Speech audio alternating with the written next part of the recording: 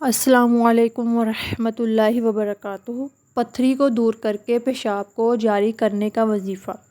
حضرت ابوالدرداء رضی اللہ تعالیٰ عنہ فرماتے ہیں کہ ایک شخص نے پیشاب بند ہونے اور پتھری کی شکایت نبی اکرم صلی اللہ علیہ وآلہ وسلم سے کی تو آپ صلی اللہ علیہ وآلہ وسلم نے فرمایا تو یہ دعا پڑھا کر، بسم اللہ الرحمن الرحیم، ربنا انت الذی فی السماء تقدس اسمک امرک فی السماء والارض کما عن رحمتک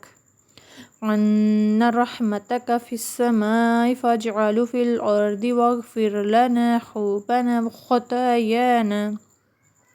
وخطايانا أنت رب الطيبين فأنزل شفاء